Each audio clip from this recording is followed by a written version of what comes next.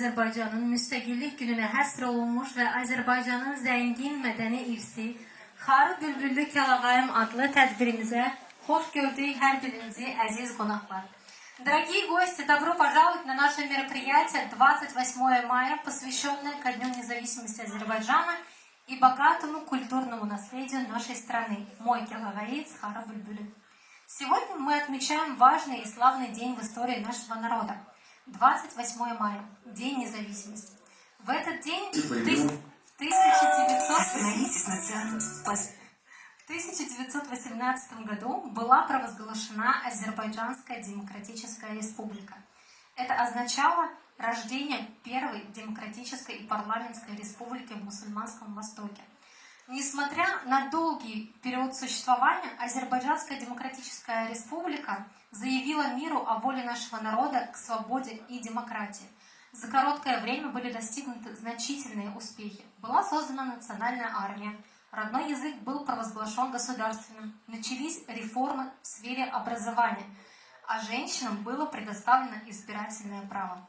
В 1991 году наша независимость была восстановлена. Сегодня Азербайджанская республика – это сильное, свободное и современное государство. В этот знаменательный день мы с глубоким уважением вспоминаем наше государство и его основателей, лидеров Азербайджанской Демократической Республики, в первую очередь Гейдара Алиева и Мамеда Мина Расулзада. Bir kere yükselen bayrak, bir daha inmez. Давайте же с гордостью отметим этот священный день, будем любить, беречь и прославлять нашу Родину. Также хочу от имени председателя Азербайджанской национально-культурной автономии в Москве, члена Совета национальностей при правительстве Москвы Бахтияра Гасанова поблагодарить вас за присутствие на нашем сегодняшнем мероприятии. А теперь, дорогие гости, давайте послушаем частичку нашего национального культурного наследия, песню «Эй, Ватан» под исполнением Атахан Исмаилова.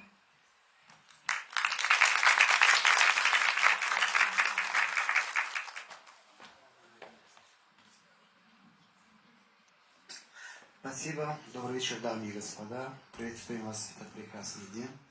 Желаю вам всем крепкого здоровья, счастья и радости. Хочу для вас петь песню «Эй, Ватан».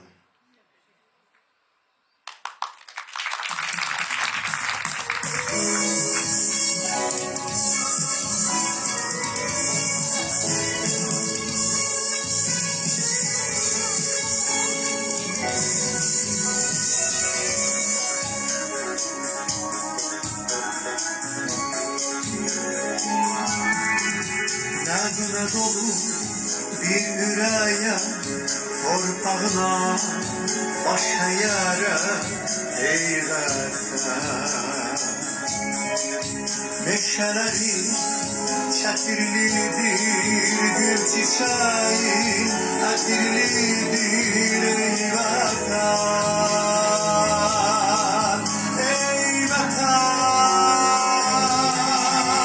şemalina Boran şehirden dağlarında esen meydan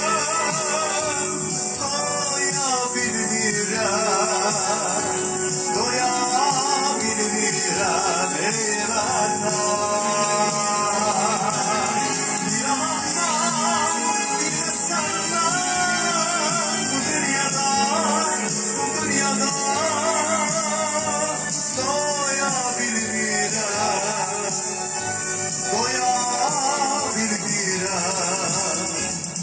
ey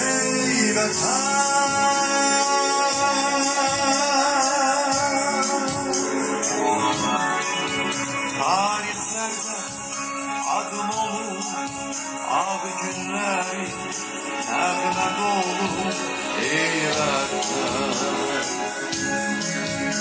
Bir anlatsan mehabbetli, güzelleri sadakatli ey vatan. Ey vatan, şemalina bulan şehirden dağlarında esen meydan doyabilirim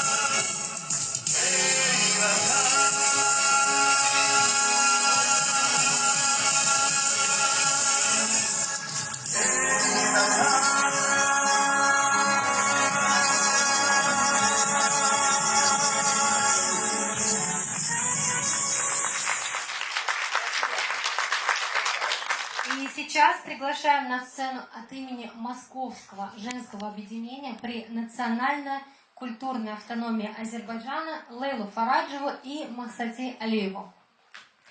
28 May Müstəqillik Günü Azərbaycan Xalq Cümhuriyyətinin yarandığı gündür.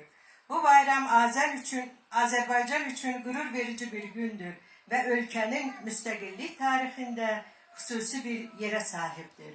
1918-ci il may ayının 28-də Azərbaycan Milli Şurası tərəfindən İstiqlal Bəyannaməsi imzalanaraq Azərbaycan Xalq Cümhuriyyəti yaradıldı.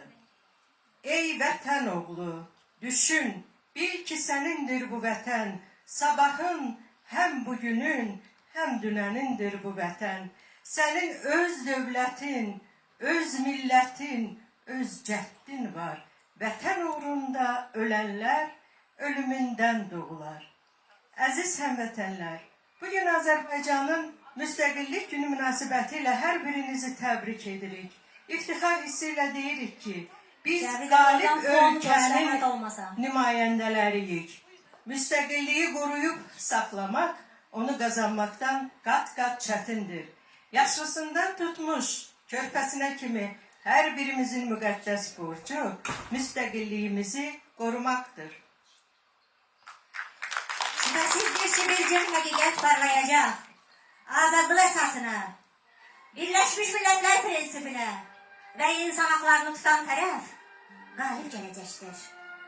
Və bu qalibiyyət güləşi, qızıl istibdad güləşi altında inləyən əziz vətənimizə 1918-ci ilin 28 Mayısı kimi yenidən doğacaqdır. Buna qətiyyən şübhə etməyiniz, vətəndaşlar. Dahi Məhəmməd Əmin Rəsulzədənin bu sözləri bu günəş bir payız çağında 1991-ci il oktyabrın 18-də müdrik lider Heydər Əliyevin başçılığı ilə doğdu və dedi: bizim vəzifəmiz Azərbaycan dövlət müstəqilliyini, milli azadlığını qoruyub saxlamaq, onu gələcək nəsillərə ötürməkdir. Hal-hazırda dünyanın müxtəlif ölkələrində milyonlarla Azərbaycanlılar yaşayır, işləyir və fəaliyyət göstərirlər. Buna baxmayaraq bizim milli mənəvi varlığımızı yaşadan yeganə bir dövlətimiz var. O da müstəqil Azərbaycandır. Əziz həmvətənlər, Azərbaycan Milli Mədəni Muxtariyyəti nəzdindəki Moskva Qadınlar Birliyi adından mən sizi bugünkü bayram günü münasibətilə təbrik edirəm. 28 may Azərbaycan Müstəqillik Günü daimi və əbədi olsun. Od ürəkli, od nəfəsli diyarım, ocağına can qurban Azərbaycan. Əziz sən də əyilməyən vüqarımsan, bıçağına canın qurban Azərbaycan. Savaşlardan Allah çıxan zaman tarixlərə bağışladın neçə qurban. Hər qonşuda bir parçası əsir qalan, torpağına canın qurban Azərbaycan. Başım üstə məğrur dalğalanan, bayrağına canın qurban Azərbaycan. Cismimə can, ruhum üçün vətən olan, torpağına canın qurban Azərbaycan. Hər biriniz xoş gəlmişsiniz. Bugünkü məzlislər günümüzdə bizim üçün çox xoşlaşalar gəldiniz.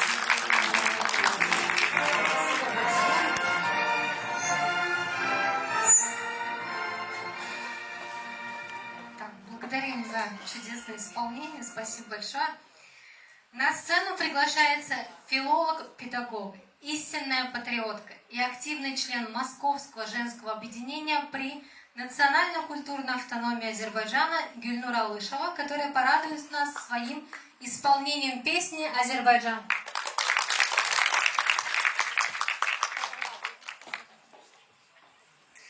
Salam, xoş gördük. Vətənimin, elimin, əziz, gözəl insanları. Bayramımız mübarək olsun.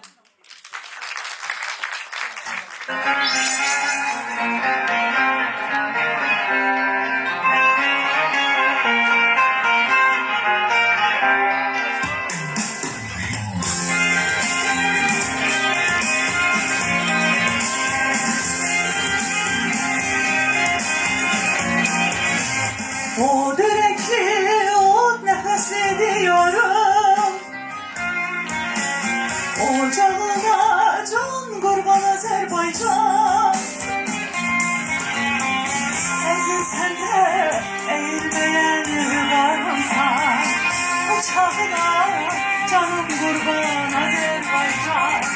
Savaşlardan anlatıp tıkan zaman, tariflere bağışladım geçer kurban. Her boşluğa bir parçası esir kalan, torpağına canım kurban Azerbaycan.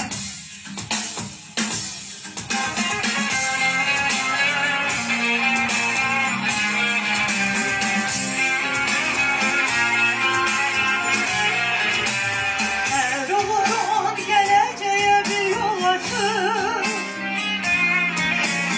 Her kız dile hoş niyetin ışık saçır. Her millete, her meseleye ihtiyacım. Kucağına canım kurban Azerbaycan. Neçe gözle servet yatır kucağında, neçe ülke o da parır ocağından. Azaklığın al remzi var bayrağında, bayrağına canım kurban Azerbaycan. Başım üstüne vurur dalgalana, bayrağına canım kurban Azerbaycan. Ruhuma can, cismim için vatan olan, torpağına canım kurban Azerbaycan. Torpağına canım kurban Azerbaycan. Başım üstüne vurur dalgalana, bayrağına canım kurban Azerbaycan. Ruhuma can, cismim için vatan olan, torpağına canım kurban Azerbaycan. Ruhuma can, cismim için vatan olan, torpağına canım kurban Azerbaycan. Ey anam, efendim, ey yurtlar, beraber Azerbaycan.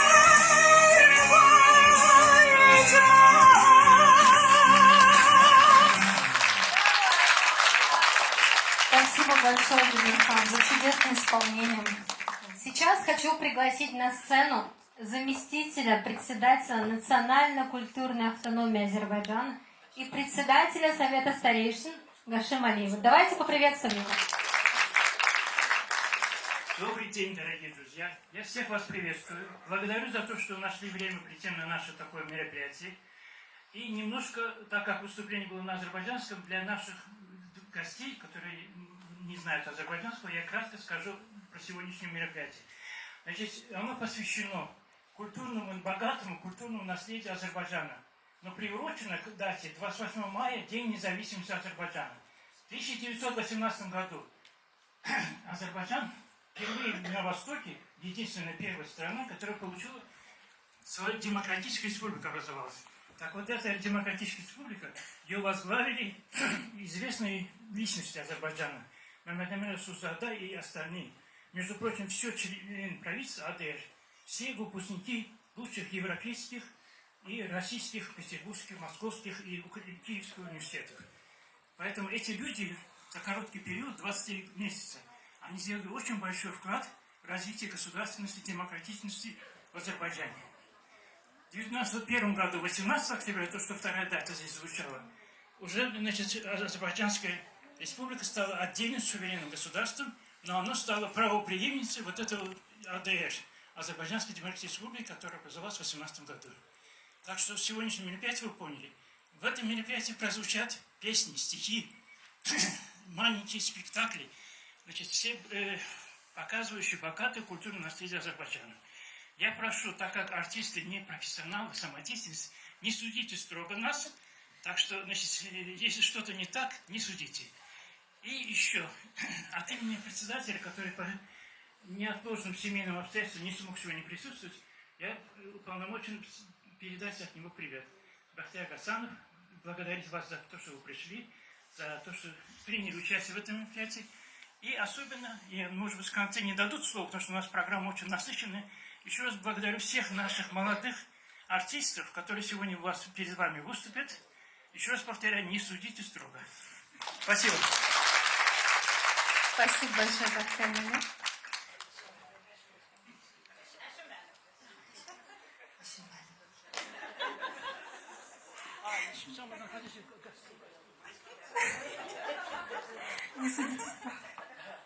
Я очень извиняюсь.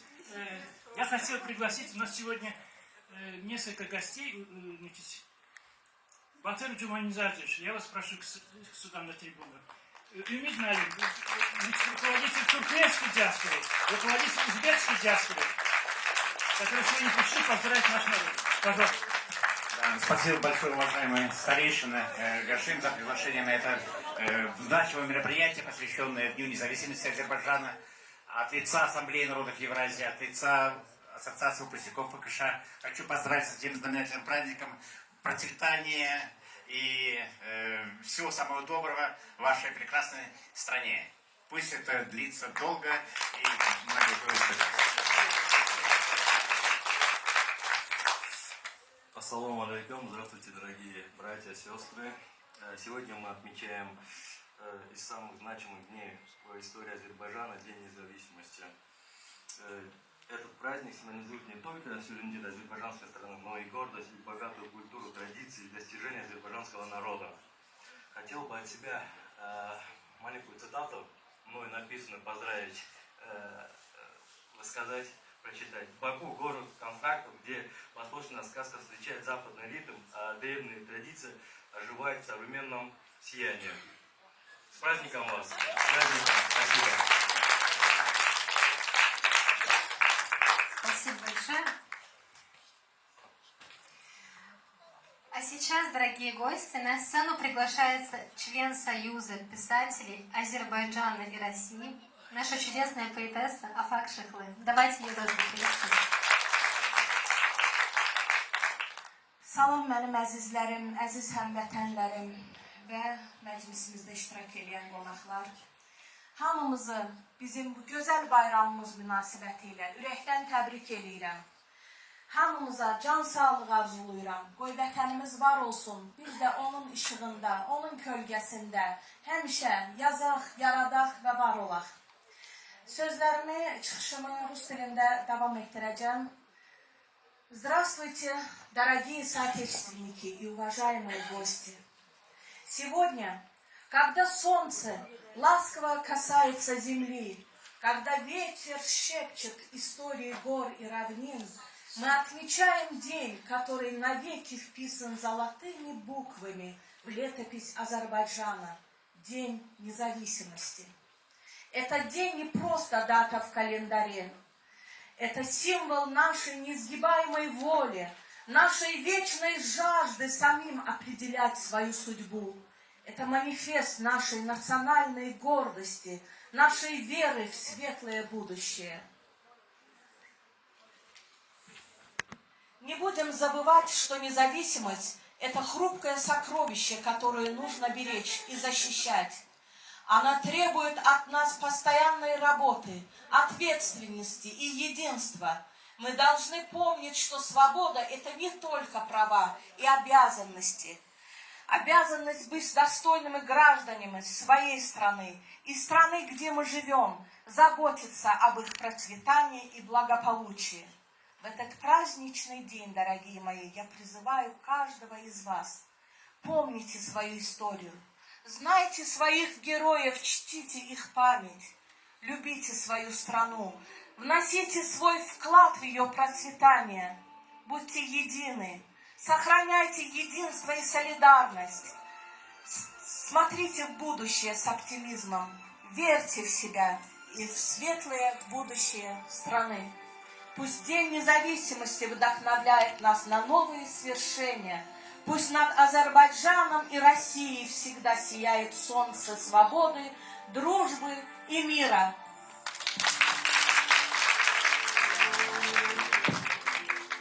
Как поэтесса хочу сегодня прочитать вам стихи нашей молодой и талантливой поэтессы Саиды Рагимли «Родина», которые я переводила на великий язык Пушкина.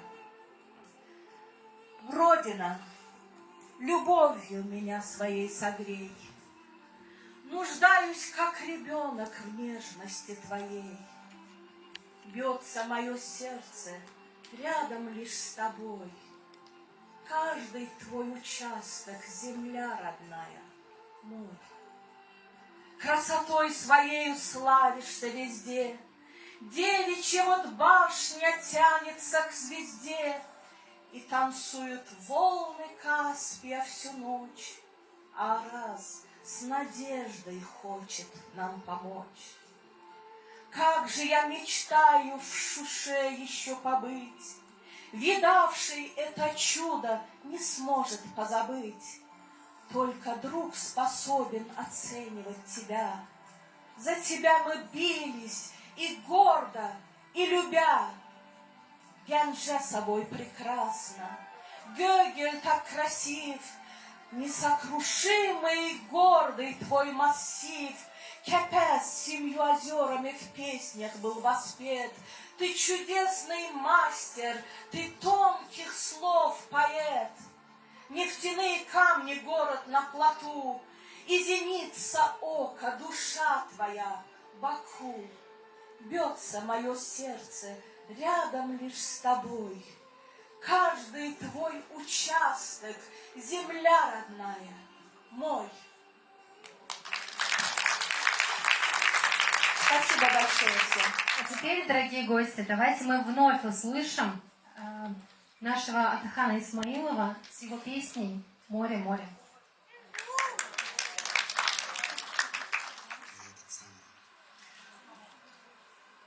Муслима Магомаева, да. Я пою как могу. Пожалуйста.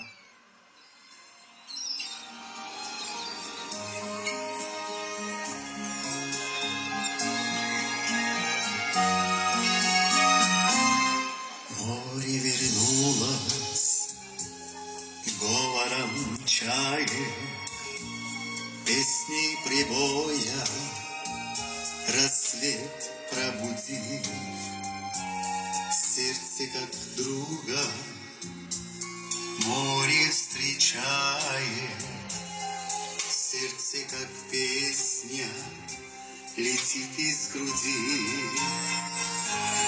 О, море, море, рядом скала, ты ненадолго подаришь прибор. Море, возьми меня в дальние дали, паруса малый вместе с собой. Грустные звезды в поисках ласки сквозь синюю вечность летят на земле. Море навстречу им в детские сказки на синих ладонях несет корабли. О, море, море, предан скала, ты ненадолго подаришь прибор с собой.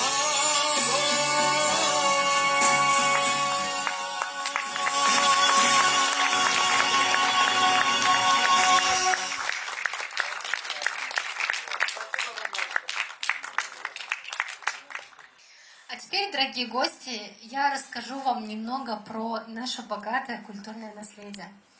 Азербайджан оставил своим поколениям богатое культурное наследие, более 7,5 тысяч природных, археологических, архитектурных и исторических памятников. Среди них наскальные рисунки в Габустане, мавзолей Момина Хатун и гора Баглар, дворец хана Шики, Девичья башня, мост Худафери, средневековые рукописные книги, украшенные яркими миниатюрами, древние ковры, шедевры литературы, живописи и скульптуры. Сегодня мы расскажем об одном из них, о нашей национальной культурной ценности Келагайи. Наш национальный головной убор Келагайи включен в репрезентативный список нематериального культурного наследия ЮНЕСКО. С тех пор каждый год 26 ноября этот день отмечается как День азербайджанской Келагайи. В честь празднования Дня независимости Азербайджана приглашаем на сцену нашего дорогого гостя, Гюллю Эльдар Томарлы, председателя литературно-поэтического общественного объединения «Мирварид Дербази», члена Союза писателей и журналистов Азербайджана, который играет важную роль в продвижении нашего национального головного убора Келагая.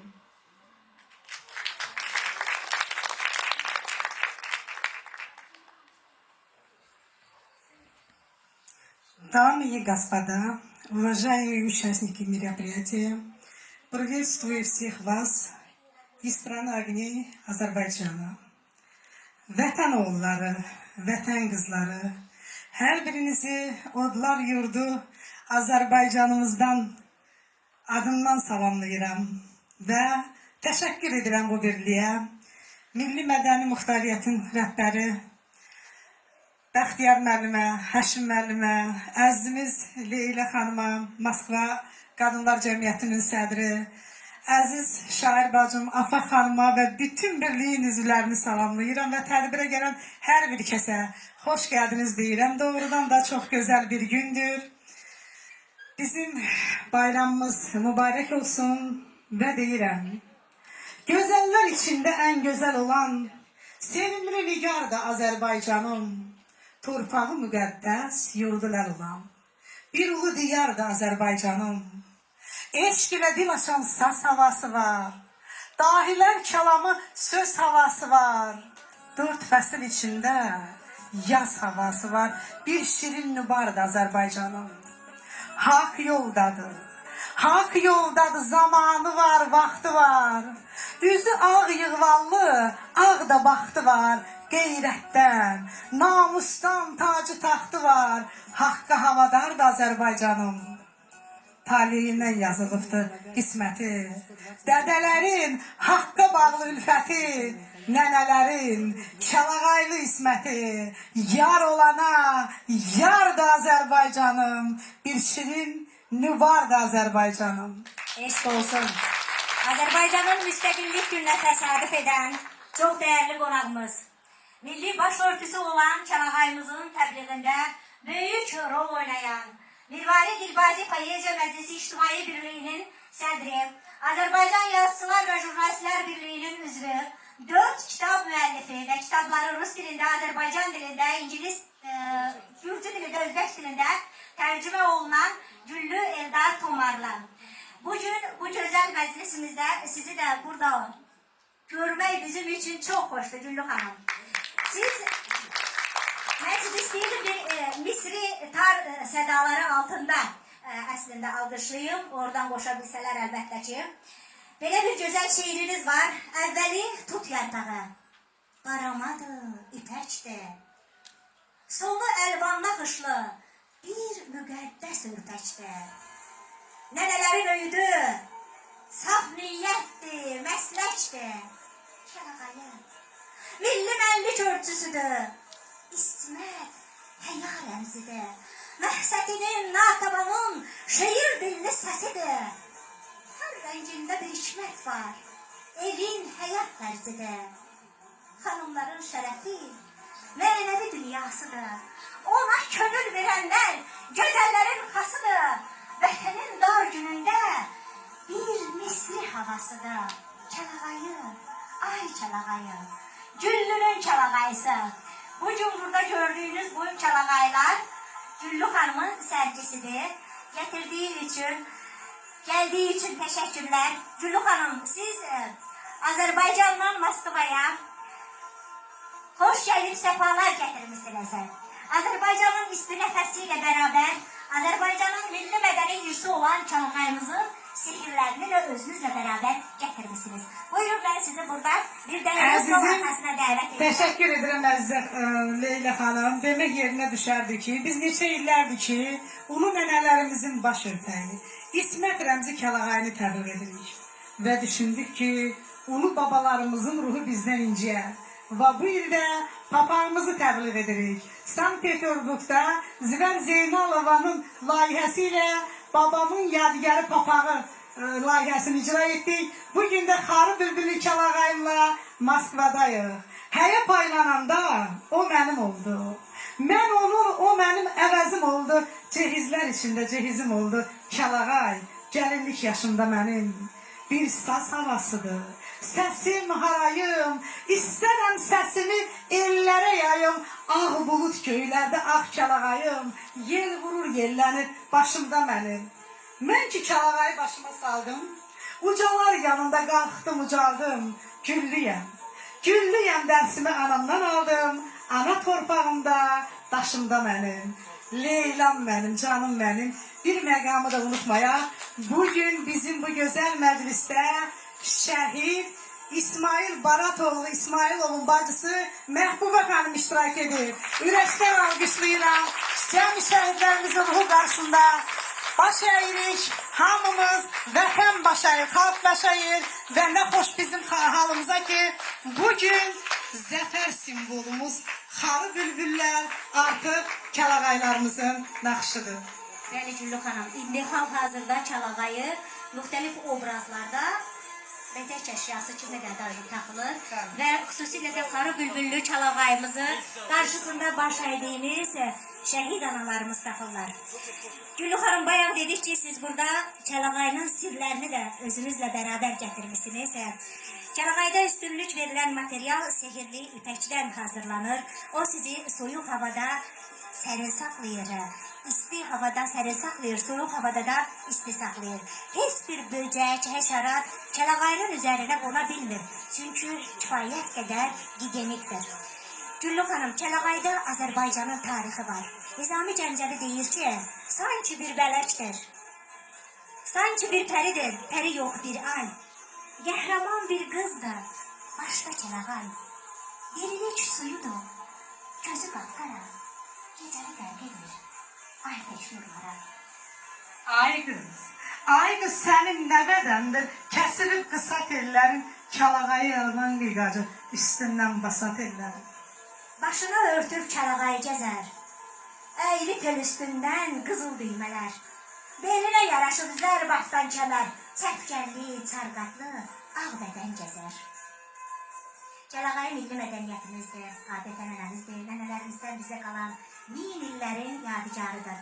Aşıq Abbas Tifarqanlı min illərdən üzü bəri, yəni öz şeirlərində də təsdiq edib bu çalağayımızın qədimi tarixi bir milli sərvətimiz olduğunu. 7 rəngdən istifadə olunması da muğamın sayı ilə bağlıdır. Xalq şairi Nərman Həsənzadə də deyir ki, anam çalağaylı bir muğam idi.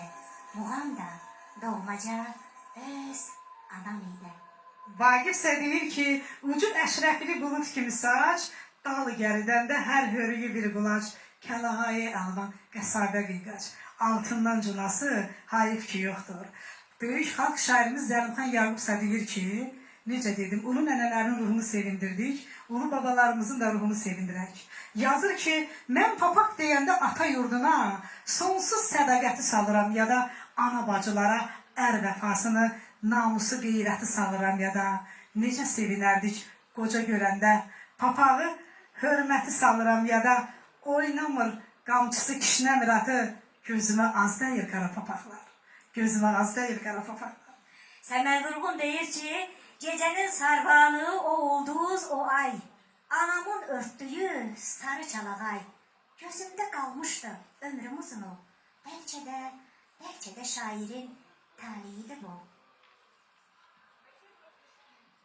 Mirvarid Gülbazi isə deyir ki, məclisə nur saçdı birdən bir günəş, üzü gül, boyu sər, gözləri atəş, dövrəyə alan tək bulutlar ayı, başına salmışdı bir kəlağayı.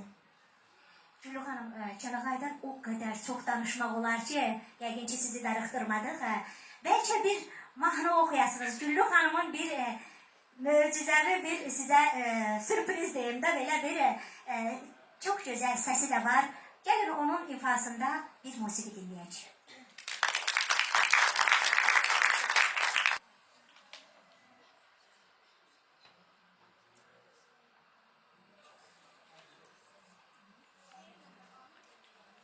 Çərşənbə günündə çeşmə başında gözüm bir ala göz xanıma düşdü. Atdı müjgan oxu, keçdi sinəmdən, cadi qəmzələri canıma düşdü. İşarət ilə dərdimi gördü. Gördüm həm gözəldir, həm əhlidirdi. Başını buladı, gözündən güldü. Güləndə qadası, işarət eylədim dərdimi bildi. Gördüm həm gözəldir, həm əhlidir. Başını buladı, gözümdən güləndə qadası canıma düşdü. Ələskərəm, hər elimdən halıyam. Dedim, gözəl, sən təbibsən, mən yaralıyam. Dedin iştahlıyam, özgə malıyam, sındı qol qanam.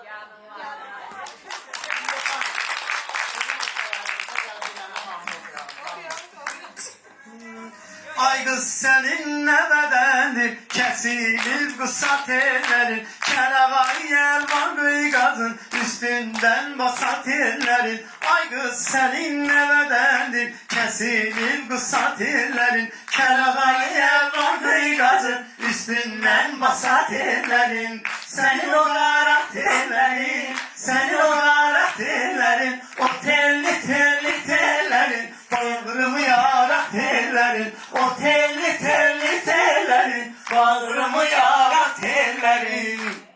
Bal bana var bal ucundan, alma heyvalar ucundan, el esker tek yar ucundan, batıptır yasa tellerin. Bal bana var bal ucundan, alma heyvalar ucundan, el esker tek yar ucundan, batıptır yasa tellerin. Senin o kara tellerin, senin o kara tellerin, o telli telli tellerin, bağrımı yara tellerin, o telli telli tellerin, bağrımı yara tellerin, o telli telli tellerin, bağrımı yara tellerin, o telli telli tellerin, bağrımı yara tellerin.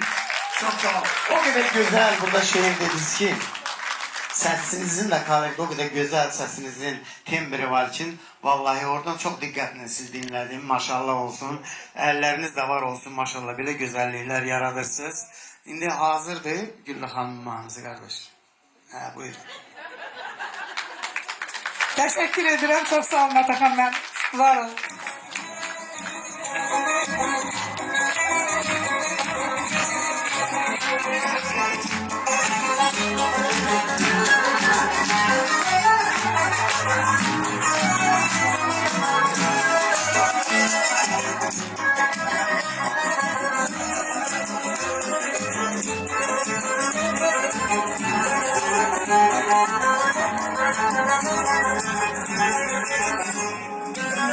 Sevgilim seyle çıkak, burada gelin baharı.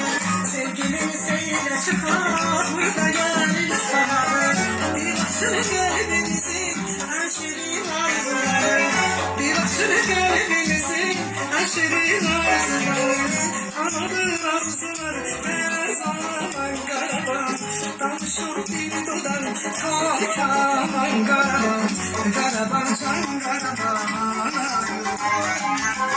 Amanın arzulara her zaman karavan, danışan bir dudar kalkaman karavan, karavan can karavan. Karavan can karavan. Bu çamanlarda gezir Vakif'in çok güzelliği. Bu çamanlarda gezir Vakif'in çok güzelliği. Ruhumu burada alır Nakalanın güzelliği. Ruhumu burada alır Nakalanın güzelliği. Amanın arzulara her zaman karavan, danışan bir dudam karavan karavan, karavan can karavan. Anadolu arzulara her zaman karavan, danışan bir dudam karavan karavan, karavan can karavan. Karavan can karavan.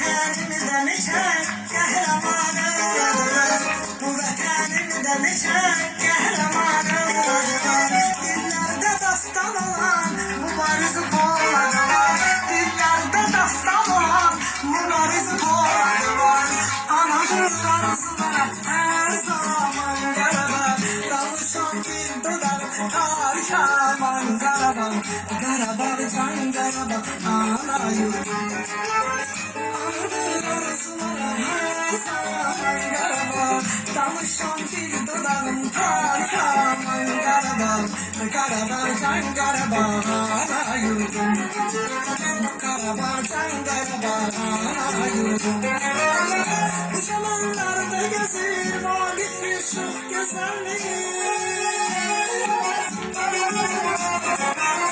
Bu zamanlarda gezer Vagif Yusuf güzelliği Ruhunu buradan alır Natavanın güzeli Ruhunu buradan alır Natavanın güzeli Anadır arzulara her zaman Qarabağ Danışan bir dodağım tarih aman Qarabağ Qarabağ can Qarabağ ana yurdum Anadır arzulara her zaman Qarabağ Danışan bir dodağım tarih aman Qarabağ Qarabağ can Qarabağ ana yurdum Qarabağ can Qarabağ ana yurdum Qarabağ can Qarabağ ana yurdum Qarabağ can Qarabağ ana yurdum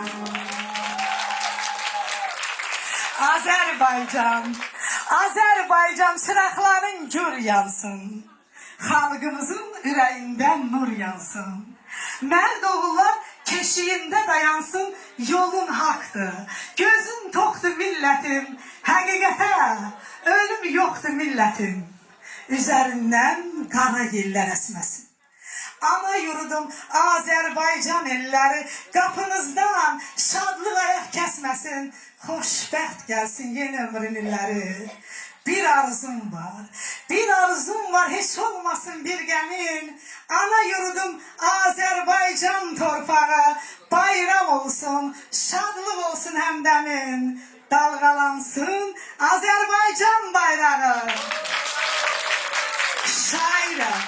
Şairəm odludur qəlbimdə qanım Odludur ürəyim, eşqim, hicranım Ey mənim bəzəkli Azərbaycanım Sənə qurban olsun mənim bu canım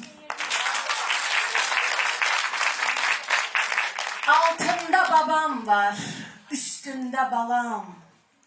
Bəxtimə yazıla şəhidim olam. Bir yolluq qoynuna sarılam, qalam. Torpaq, nə şirinsən, vətən, nə şirin. Əla, eşq olsun Azərbaycan xanımları. Azərbaycanın üç qadın xalq şairi Mirvarid Dilbazi yazır ki, alnı açıq, sözün düz. Hər işdə mötəbərsən, əyilməzsən heç zaman dünyanın sərvətinə. Sən özün də bilərsən igidərlər içində. Eşq olsun tarix boyu sənin ülviyyətinə. Azərbaycan qadını, Azərbaycan qadını. Mikail Müşfiqsə yazır ki, hansı Gülistanda, hansı cahanda, ey yoldaş, ey qadın, sənin adın var. Harda ey yurdumun böyük yavrusu, anası, bacısı, qızı, qarısı, bizdə olan kimi ixtiyarım var. Eşq olsun Azərbaycan xanımlarına ki, elə vətəndə də, vətəndən uzaqlarda da, bax vətəni beləcə qeyrətlə, qürurla təmsil edir. Var olun Moskva Qadınlar Cəmiyyəti. Hər birinizə bir təşəkkür edirəm. O mehriban qarşılanmaya görə, qonaqpərvərliyə, insanpərvərliyə, hamısı mənim o qədər könlümə oxşadı ki, hətta bu doğmalıq qanıma, canıma, dilimə işlədi. Var olun. Deyəsən, çox danışdım, stolu götürdülər. Mən tez oturmaq istəyirdim, ne oldu?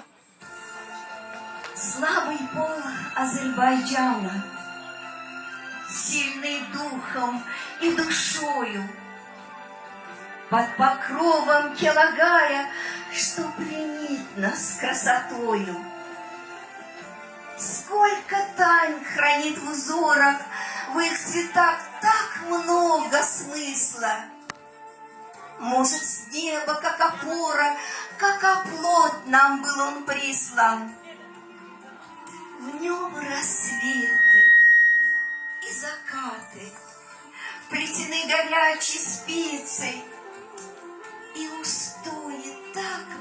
даты, воплощение традиций. В нем морщинки нежной мамы, в нем улыбка милой дочки, кропотливый труд ночами в каждой линии и строчке. Он знак мира, герогаи разьются над землею, голоса все замолкают над сиренной тишиною. Так прекрасен, необычен взор будты его глубокий. Он величием насыщен от низин до гор высоких. В нем страна души и сердца, в нем тепло родного края, в нем для чувств всегда есть место, в нем любовь Азербайджана. Сквозь года, века, столетия сохранится величавость. Строчка юного поэта, прилагая лучезарность. А когда на сердце зреют и терзания, и сомнения, тайны женщины рассеют, где любовь и вдохновение. Он красив, как солнце пламя, и прекрасен в лунном свете. Он, как шелковое знамя, символ тюрков на планете. Он, как шелковое знамя, символ тюрков на планете. Спасибо большое, Хайга. Чудесное стихотворение.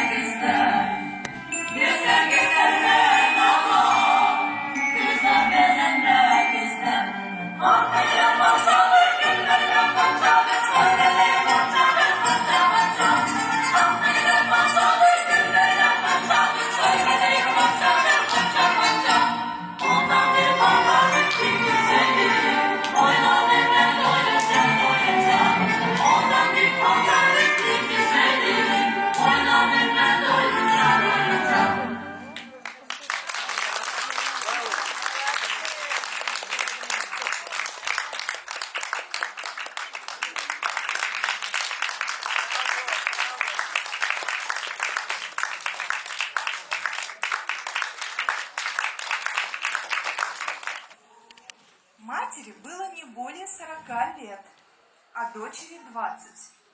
Обе в национальных одеяниях. Дочь была очаровательна. Так автор «Трех мушкетеров» и графа Монте-Кристо встретился с юной Натаван. Высокий интеллект этой красивой и не по годам мудрой женщины буквально сразил писателя.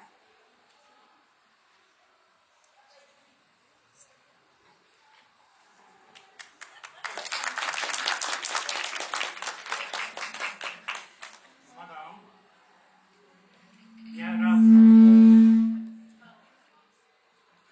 Я очень рад вашему приглашению прибыть к вам в гости. Я польщен вашими стихами, я о них уже давно узнала. Благодарю вас за приглашение посетить ваш дом. Я думал, увидеть здесь одну красавицу, а оказалось, увидел двух красавиц книги. Я польщен. Примите, пожалуйста, от меня подарок. Это ручной работы шахматы искусных мастеров Франции. Пожалуйста, примите. Вы знаете про шахматы? Умеете играть в шахматы? Конечно. Не сыграете со мной партию? С удовольствием, с удовольствием.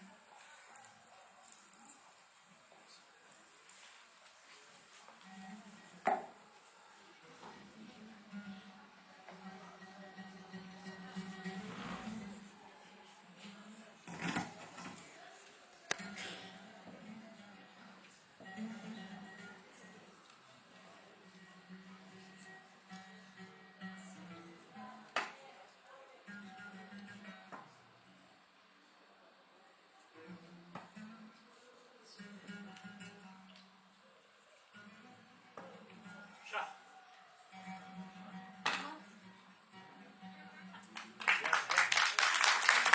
Я восхищен, я поражен.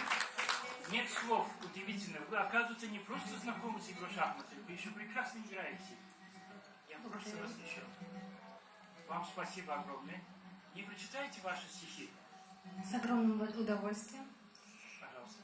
Как в небеса ты расцвела фиалка, ты все поля себе взяла фиалка. Зачем ты роскошь цветников отвергла? Зачем поля ты выпала, фиалка?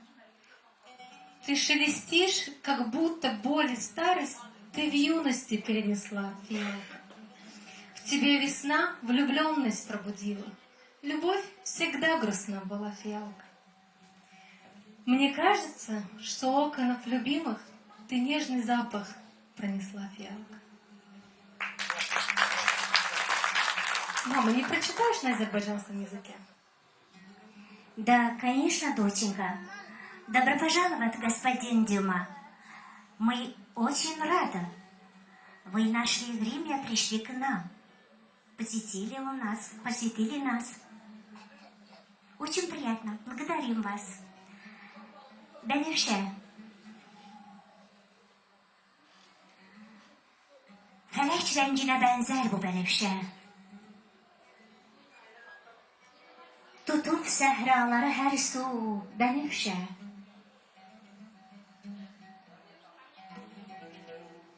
Niçin gülşenlerin terkin kılıpsan? Düşüpsen çöllere dil su benevşe.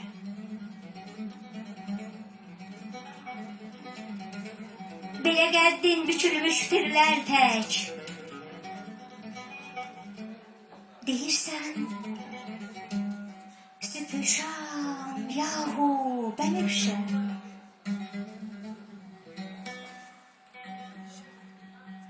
Seni şövgü bahar aşıkta kılmış.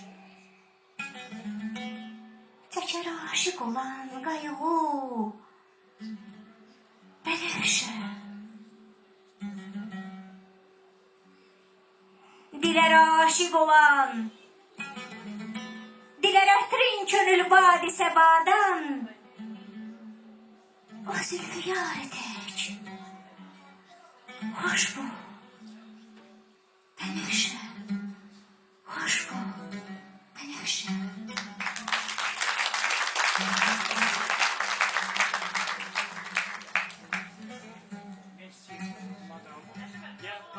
Я польщен, я воодушевлен. Я воодушевлен, польщен. Я не знаю слов, не нахожу слов. Звучный язык, прекрасные стихи. Благодарю вас. Спасибо.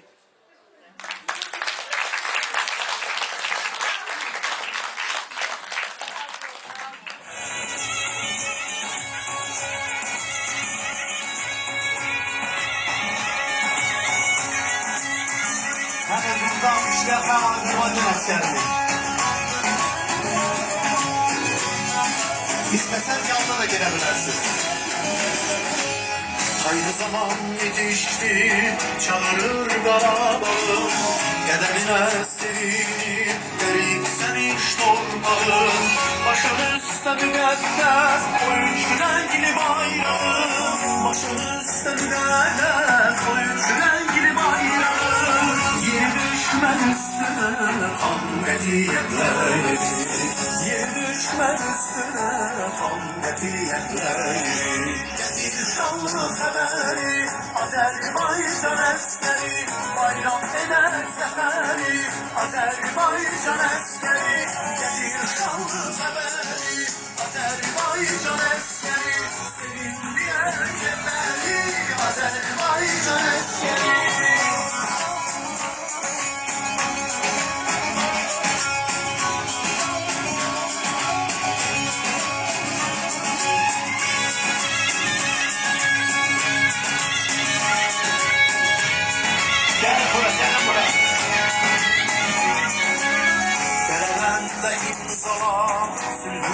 Barışını, kurtar haizinden yurdun her karışını. Bu milletin salgı, uca eyle başını. Bu milletin salgı, uca eyle başını. Uyanma bağlasın Qarabağın seferi. Uyanma bağlasın Qarabağın seferi. Getir şanlı xəbəri, Azərbaycan əskəri. Bayram eder zəfəri, Azərbaycan əskəri. Gətir şanlı xəbəri, Azərbaycan əskəri. Sevindirər yerləri, Azərbaycan əskəri.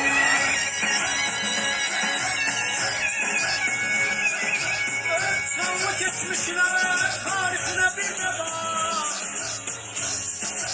Səni almış oxuyan vətənə bax, yurda bax. Meydanda məğrur duran,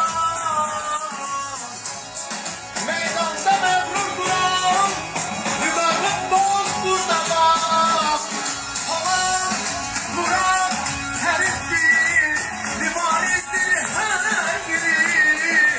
Azərbaycan əskəri, Azərbaycan əskəri. Gətir şanlı xəbəri, Azərbaycan əskəri. Bayram edər zəfəri, Azərbaycan əskəri. Gətir şanlı xəbəri, Azərbaycan əskəri. Sevindirər yerləri, Azərbaycan əskəri. Gətir şanlı xəbəri, Azərbaycan əskəri. Bayram edər zəfəri, Azərbaycan əskəri. Sevindirər yerləri, Azərbaycan əskəri.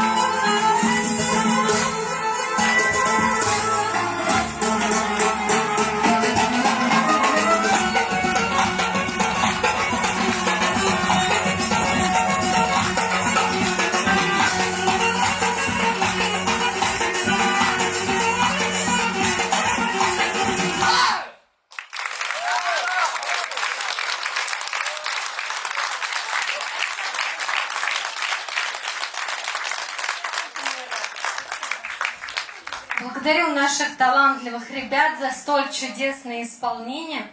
А сейчас я хочу пригласить на сцену писателя Яшар Сулейманова. Давайте поприветствуем. Size Azerbaycan hakkında bir şiirimi demek isterim. Bu şiir yazılanda Karabağ azabı olmamıştı. Allah bize bu günlerde gösterdi ki Karabağ'ımızı azad gördük. Şiirin adı Azerbaycan. Odlar yurdu, ne çok seni bölen bile. Od üstünde yağlı tike bilen bile. Əsrlərdir tarixin qan, çilən belə. 100 yerindən parçalanmış yaralıcan Azərbaycan. Təbrizinin gözləri yaş, qəlbi talan. Baxar sənə həsrət ilə dərbənd qalan. Borçalı tək, səndən ayrı düşən balam. Zəngəzurun, gözəl Göyçə, Xam İrəvan, Azərbaycan.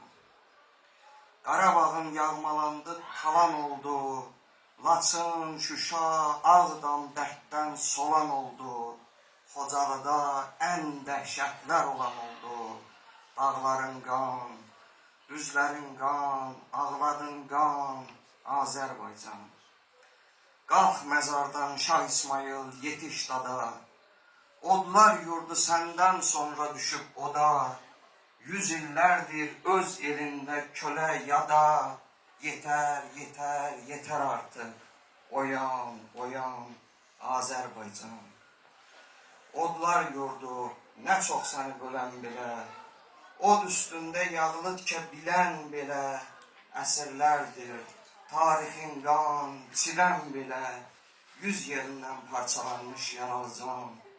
Azərbaycan, Azərbaycan, Azərbaycan. Край изумрудный, где звучал звонкий древний гапуз, где любовь и добро абсолютны, где жил мудрый наш прадед Огуз.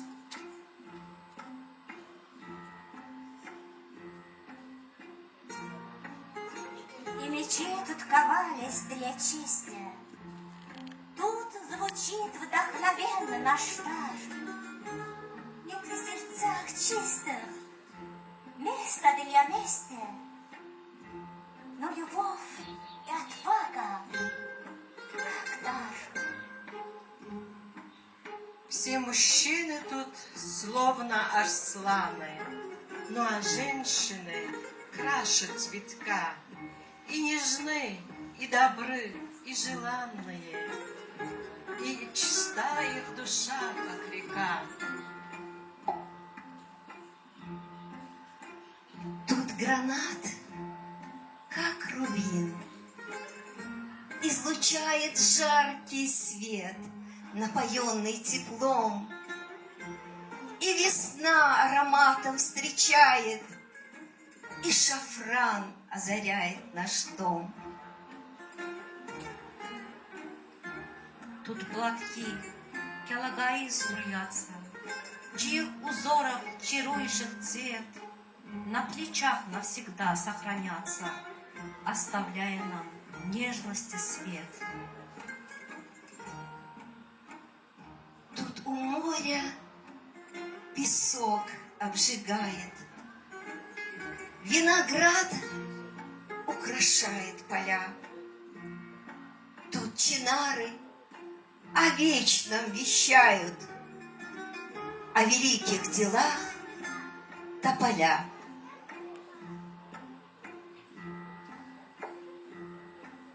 Старый город наш древний и важный, как дорога к волшебным мирам. Величавая башня, будто верность истинный храм. Тут бушует Хазри по долинам, и огонь в атешкахе горит, а в сердцах разливается сильный, гордый дух, что надежду хранит. Это teşekkür ederim. Хочу сказать, что стихотворение, которое я прочитала Каладае, автор этого стихотворения тоже Афак Канум Шихлы.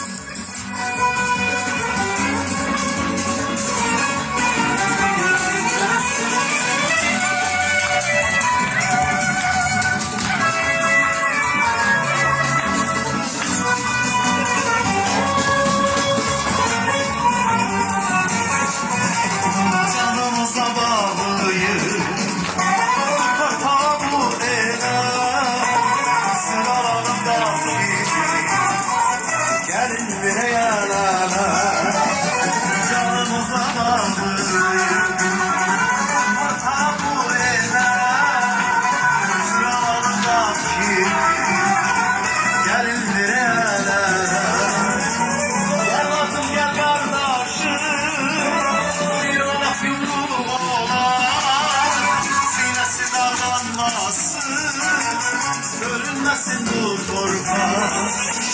Gel bacım gel kardeşim, bir olaq yumruq olaq, sinəsi dağlanmasın, bölünmesin bu torpaq.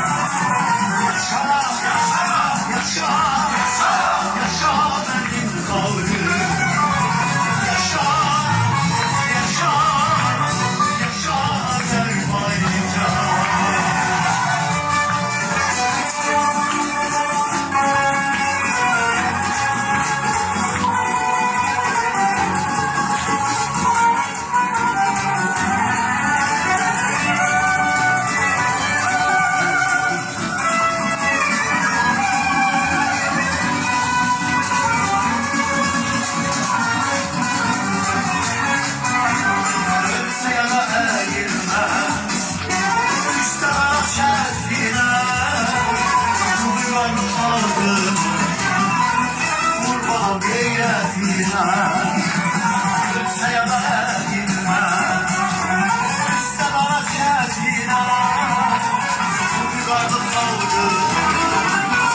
Kurbanım geyretine. Azerbaycan bölünmez, Azerbaycan eğilmez. Bir kere kalkan bayrak, bir daha yere inmez. Azerbaycan eğilmez, Azerbaycan bölünmez. Bir kere kalkan bayrak, bir daha inmez inmez. Yaşa, yaşa, yaşa, yaşa, yaşa benim xalqım. Yaşa, yaşa, yaşa Azərbaycan. Heç olsun qüdrətli Azərbaycanımıza. Hey! Heç olsun zəngimizə.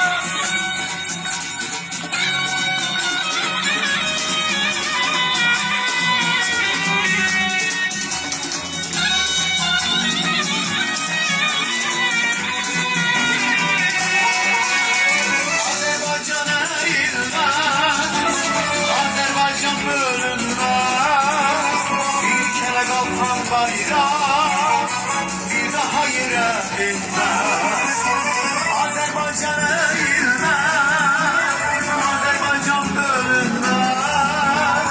Bir kere kalkan bayrak, bir daha inmez inmez. Yaşa, yaşa, yaşa, yaşa, yaşa benim xalqım. Yaşa, yaşa, yaşa Azərbaycan. Yaşa, yaşa, yaşa, yaşa, yaşa benim xalqım. Yaşa, yaşa, yaşa, yaşa, yaşa Azərbaycan. Çok teşekkürler, var olasınız. Keşke olsun Azerbaycanımıza. 28 May Azerbaycan Respublikası'nın müstakillik günü mübarek olsun. Bugün bu bayram gününde Bizimle birlikte olduğunuz için eşk olsun her birinize. Ben hususi teşekkürümü bildirmek istiyorum. Azerbaycan Milli Mədəni Muxtariyyətinin rəhbərliyi Bəxtiyar Həsənova, Sədr Mavini Milli Mədəni Muxtariyyəti və Ağsaqqallar Şurasının sədri Həşim Əliyevə xüsusi təşəkkürümü bildirirəm bugün. Azərbaycanın ab havasını, bu gözəl tədbirin bax belə bir gündə alınmasının səbəbkarı olan Güllü Eldar Tomarlıya mən xüsusi təşəkkürümü bildirmək istəyirəm. Karı Bülbül Rex qrupu komandasına, hansı ki onlar bizim özümüzün öz evlatlarımız idi. Tədbirdə qüsurlarımız oldusa qüsurumuza baxmayın, elə də tam hazırlıqlı olmadıq. Mən təşəkkürümü bildirmək istəyirəm. Moskva Qadınlar Birliyinin xüsusi, aktiv, fəal filologumuz Gülnur Alışovaya mən təşəkkür edirəm. Bizim Məhsəti Əliyevaya, BKM Gənc Mamalar qrupunun rəhbəri. Mən təşəkkür eləmək istəyirəm bu günləri bizim moderatorumuz Sevda və Adələ. Yadımdan çıxan qaldı mı? Müğənni, xüsusilə bugünkü bax bu məclisi gözəl, ən görsüz hər gözəl şeyi axıra qalır deyirlər. Ataxan İsmailov gözəl səsiyle bugün bizi məsələdə. Çox təşəkkür edirəm sizin hər birinizə. Bütün iştirakçıları səhnəyə dəvət edirəm. Çok xahiş edirəm, gəlin. Bütün Xuşudbanu komandası, musiqi komandası, rəqs komandası, Xalidə Səmədovaya xüsusi təşəkkürümü bildirirəm. Mən bizim şairəmiz, qəlbimizin şairəsi, şeirlərini sevə-sevə dinlədiyimiz Afaq Şıxlıya təşəkkür edirəm və onu bura dəvət edirəm. Buyurun Afaq xanım. Və Leyla xanıma təşəkkür edirik.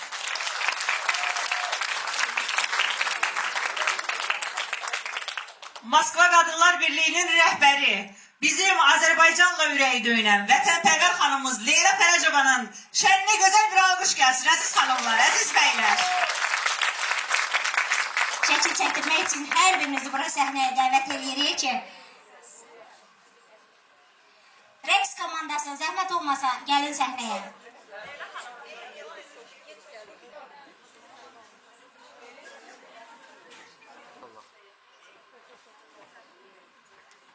Все, супер.